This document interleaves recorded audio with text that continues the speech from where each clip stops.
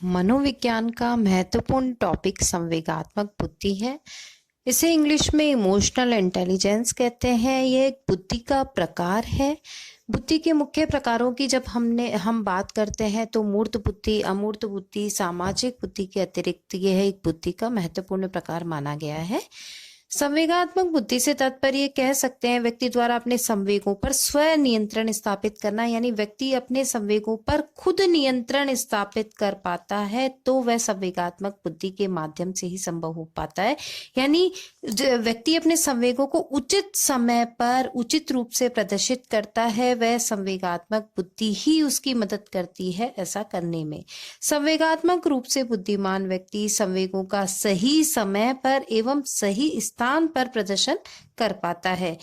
संवेगात्मक स्थिरता व्यक्ति को सही समय पर सही निर्णय लेने की क्षमता भी उत्पन्न करती है, यानी व्यक्ति सही निर्णय ले सकता है, सही समय पर सही संवेग प्रकट कर सकता है। यानी यदि कोई दुखद घटना होती है तो उस समय अपना दुख व्यक्त करना, और यदि कोई उल्लासपूर्ण वातावरण है, उत्साहपूर्ण वातावरण है, तो उस समय अपनी खुशी प्रकट करना, ये एक संवेगात्मक स्थिरता का उदाहरण है।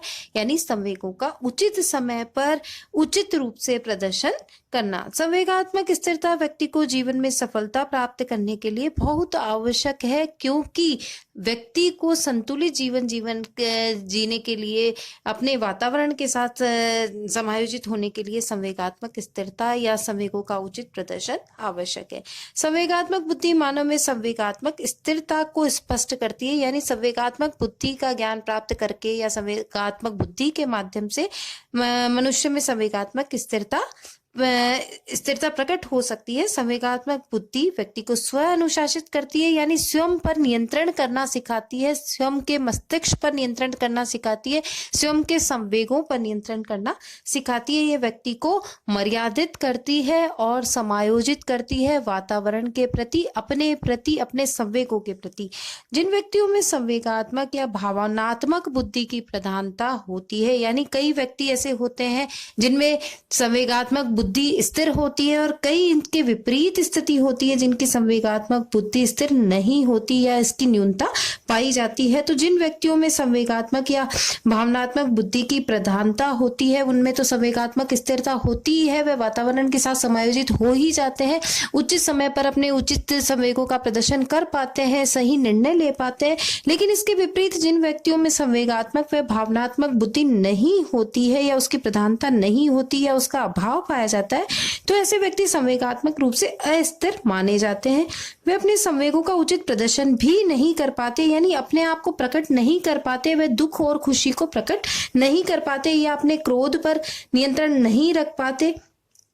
ऐसे व्यक्ति स्वयं से व दूसरों के साथ समायोजित नहीं हो पाते, ना वो अपने परिवार में और ना ही अपने वातावरण में समायोजित हो पाते हैं। इस प्रकार जो संवेगात्मक बुद्धि है वह अगर संतुलित अवस्था में होती है तो वह समाज में व्यक्ति को एक मर्यादित व स्थिर व्यवस्था को जीवन जीने में मदद करती है। इस प्रकार सामान्य जीवन जीने में या व्यक्ति को संतुलित जीवन जीने में संवेगिक स्थिरता होनी आवश्यक है। सांवेगिक स्थिरता के साथ साथ संवेगात्मक बुद्धि का बैलेंस होना आवश्यक है। संवेगात्मक बुद्धि के विकास की बात करते हैं तो ऐतिहासिक काल में देखते हैं तो पीटर सेल्वो एवं जॉन मेयर जो थे, उन्होंने इस सिद्धांत को प्रतिपादित किया था, संवेगात्मक बुद्धि के जो सिद्धांत को। लेकिन वर्तमान में जिस संवेगात्मक बुद्धि को जिस चर्चा करते हैं हम, उसका श्रेय जो है वो अमेरिकन प्रोफेसर डैनियल गोलमैन को दिया जाता है। यानी गोलमैन का जो नाम है, मनोवैज्ञानिकों में गोलमैन का जो नाम है, जो संवेगात्मक बुद्धि के साथ अधिक प्रचलित रहा। गोलमैन ने अपनी पुस्तक संवेगात्मक बुद्धि लब्धि से महत्वपूर्ण क्यों में इसे चर्चा का विषय बनाया है। यानी गोलमैन का जो चर्चा का जो अध्ययन का विषय है वह सांवेगिक बुद्धि ही है। सांवेगिक बुद्धि की परिभाषा की बात करते हैं हम, तो इसकी जो सर्वश्रेष्ठ परिभाषा है अरस्तु के द्वारा दी गई है। अरस्तु के अनुसार क्रोध करना आसान है, किंतु उचित समय पर उचित मात्रा में क्रोध करना अत्यंत कठिन कार्य है।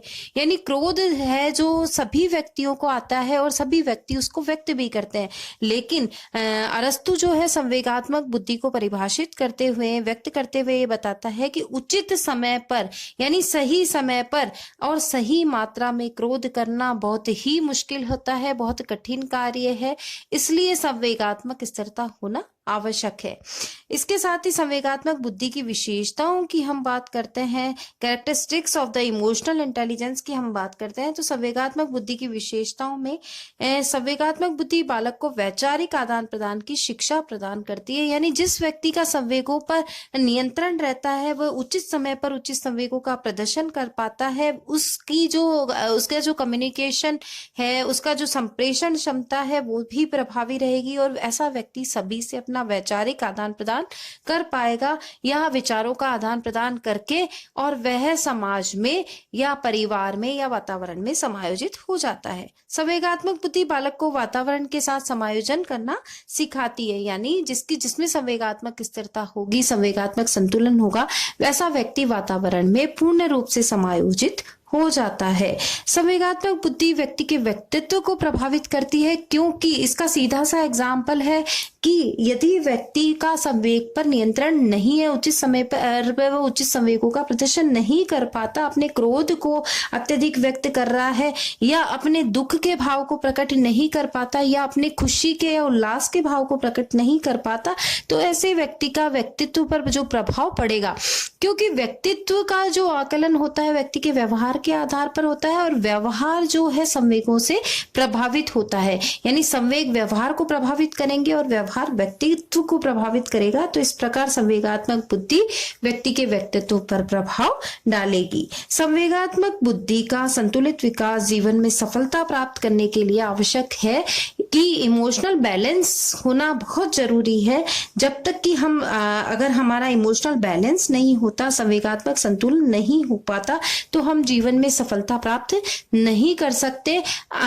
हम इसका एग्जाम्पल देखते हैं तो प्रतियोगी परीक्षाओं में जब इंटरव्यू लिए जाते हैं तो वहां पर इमोशनल इंटेलिजेंस को देखा जाता है, और इसके लिए पैनल डिस्कशन के आधार पर निर्णय लिया जाता है या उनका मूल्यांकन किया जाता है। संवेगात्मक बुद्धि व्यक्ति के प्रत्येक परिस्थिति में निर्णय लेने की क्षमता का विकास करती है। यानी उसकी जो उस व्यक्ति का संवेगों पर स्व नियंत्रण होता है, वह स्व अनुशासित जीवन जीता है, तो उसके आधार पर वह प्रत्येक परिस्थिति में स्वयं निर्णय ले पाता है, और स्वयं निर्णय लेने के कारण ही वो आत्म अनुशासित हो जाता है या उसमें संवेगात्मक स्थिरता आ जाती है।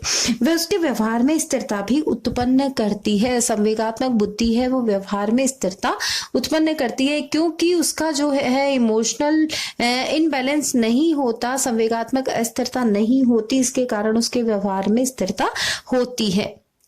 संवेगों का जो प्रदर्शन है औसत मात्रा में किया जाना चाहिए। यानी जब खुशी का भाव प्रकट करना है उस समय खुशी का भाव प्रकट किया जाए, जिस समय दुख का भाव प्रकट करना है उस समय दुख का भाव प्रकट किया जाए।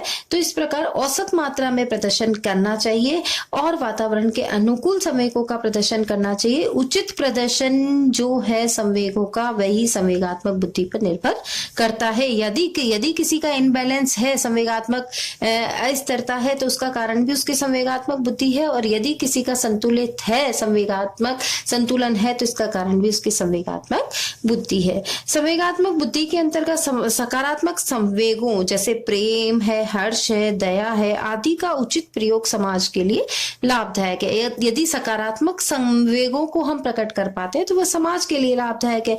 इस प्रकार सांवेगिक बुद्धि जो है वो सकारात्मक संवेगों से जुड़ी हुई है, या संवेगिक बुद्धि पर ही सकारात्मक संवेग निर्भर करते हैं। संवेगात्मक बुद्धि के मापन के लिए जिस इकाई का हम प्रयोग करते हैं, इमोशनल इंटेलिजेंस का मेजर करते हैं, उसका मापन करते हैं, तो जिस इकाई का हम प्रयोग करते हैं उसे संवेगात्मक बुद्धिलब्धि कहते हैं, जिसे EQ के नाम से प्रदर्शित किया जाता है।